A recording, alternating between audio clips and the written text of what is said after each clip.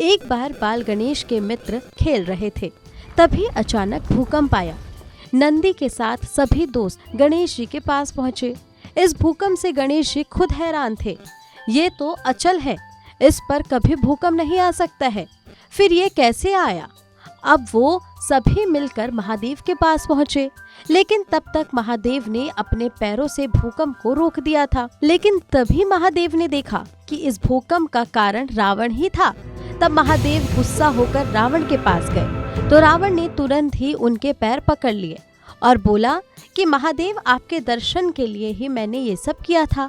महादेव इस बात को सुनकर बहुत प्रसन्न हुए और उन्होंने रावण को वरदान मांगने के लिए कहा। रावण भी चालाक बुद्धि का था, उसने महादेव जितनी ताकत का वरदान मांग लिया।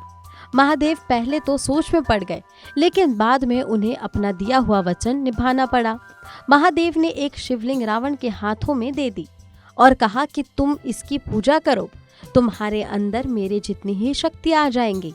साथ ही महादेव ने एक शर्त भी बताई कि अगर तुमने इसे धरती पर रख दिया तो वही मंदिर बन जाएगा, इसलिए इस शिवलिंग को जहां भी रखना सोच समझ कर रखना। रावण ने महादेव की बातों को गांठ बांध लिया और महादेव से शिवलिंग लेकर चल दिया। चलते चलते शाम हो गई।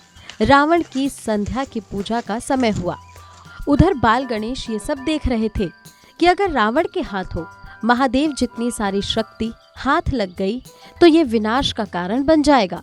ऐसे में बाल गणेश ने अपना रूप बदला और रावण के सामने से होकर निकलने लगे। रावण ने भी बाल गणेश को बच्चा समझकर मदद मांगी और कहा कि क्या तुम मेरी मदद कर सकते हो? जब तक मैं संध्या करके आऊं तब तक इसे पकड़ लो, लेकिन भूल कर भी इसे नीचे मत रखना। बालक ने शिवलिंग भारी होने की बात कही और कहा कि जब तक मैं इसे पकड़ सकता हूँ तब तक पकड़ लूंगा, उसके बाद मैं आपको आवाज दूंगा, आप जल्द ही आ जाना, वरना मैं इसे जमीन पर रख दूंगा। इतना कहने के बाद रावण ने शिवलिंग को बालक के हाथ में दे दिया।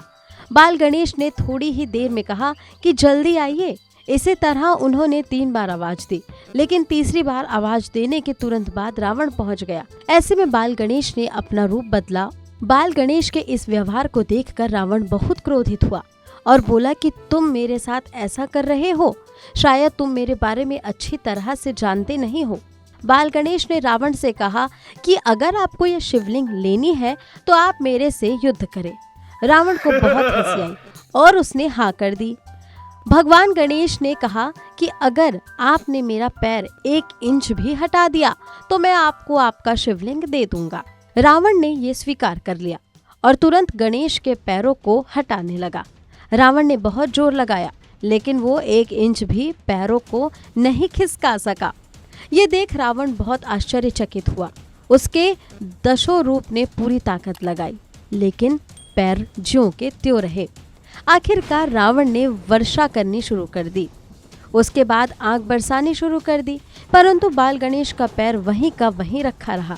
तब रावण ने बाल गणेश को पीछे धकेल दिया, जिसकी वजह से शिवलिंग हाथों से छूट गई और जहां शिवलिंग धरती पर टिकी वहीं मंदिर बन गया।